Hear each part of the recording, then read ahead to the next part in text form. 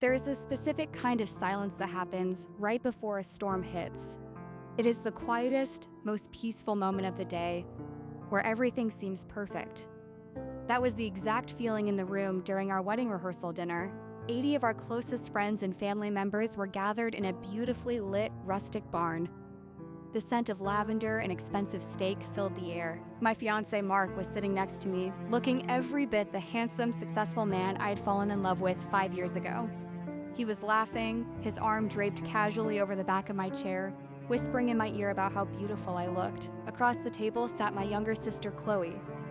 She was smiling, raising her glass to us, looking like the picture-perfect maid of honor. To everyone else in that room, we were the golden couple. We were the success story. But as I stood up, tapped my champagne glass with a silver spoon, and watched the room fall silent, I looked at Mark and then at Chloe. They didn't know that I had spent the last 3 weeks watching them behind closed doors. They didn't know that the beautiful slideshow I was about to play on the projector behind us wasn't a trip down memory lane. It was a crime scene, and they were about to be exposed in front of everyone they had ever known. To understand how we got to that room, we have to go back 3 years. Mark and I had built a life together, we bought a beautiful townhouse, shared a dog, and were planning a wedding that had taken nearly 2 years to organize. I trusted him completely. He was my rock, the person who held my hand when my father passed away, the man I believed would be the father of my children. My sister Chloe had always been the wild card of the family. She was beautiful, charming, but incredibly insecure. She had a habit of wanting whatever I had. When we were kids, it was my toys. When we were teenagers, it was my clothes. But as adults, I thought she had grown out of it. I was wrong. 3 weeks before the wedding, Mark started acting different. It was subtle at first. He started taking his phone into the bathroom. He kept his screen facing down on the kitchen counter. When I asked him about it, he laughed it off, saying he was just coordinating a surprise wedding gift for me with my sister. And that was his biggest mistake. He used my sister as the excuse. One evening, Mark went out for a run and left his iPad on the living room coffee table. It was unlocked. A notification popped up. It was from Chloe. The preview of the message read, "Can't wait for this weekend. Make sure she doesn't suspect anything." Still believing they were planning a surprise for me, I opened the message. I expected to see ideas for a wedding gift or a secret bachelorette party plan. Instead, I found a thread of messages stretching back 6 months. It wasn't a wedding surprise. It was a betrayal so deep, it made the air leave my lungs. The messages were graphic, they were cruel, but worst of all, they were calculated. They weren't just having an affair, they were actively mocking me. Chloe had sent photos of herself in my bridesmaid dress, asking Mark if he preferred her in it. Mark had replied, saying he couldn't wait to get through the wedding so they could continue their secret weekends away under the guise of business trips. But the message that broke my heart completely was from just 2 days prior. Mark had written, "Once we are married, her family's trust fund money becomes partially mine. We just have to play the part for a little longer, babe. Then we get our happy ending." I sat on the living room floor for 2 hours, staring at the screen. The man I loved and the sister I grew up with were conspiring to use me, lie to me, and drain my family's inheritance. My first instinct was to scream, to throw his things out of the window, call my mother, and cancel the wedding immediately.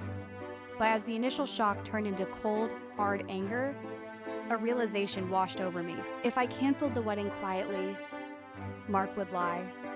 He would tell everyone I was crazy, insecure, or unstable. Chloe would play the victim. They would find a way to twist the story, and I would be left carrying the shame and the gossip. No, they had planned this betrayal in the dark. So I decided I was going to expose them in the brightest light possible. I didn't say a word. When Mark came back from his run, I was smiling, cooking dinner, and asked him how his run was.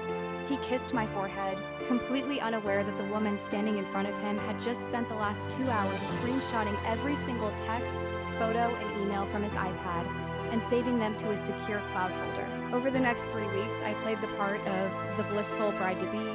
I went to the final dress fittings. I finalized the catering. I even sat through a family dinner where Chloe gave a tearful toast about how much she loved us both.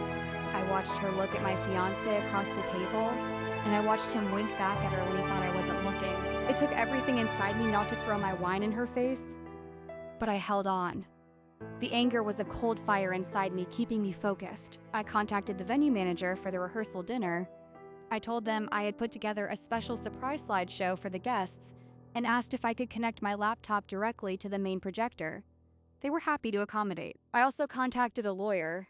Since Mark and I had signed a prenuptial agreement at my mother's insistence, I wanted to make sure there was absolutely no loophole he could use.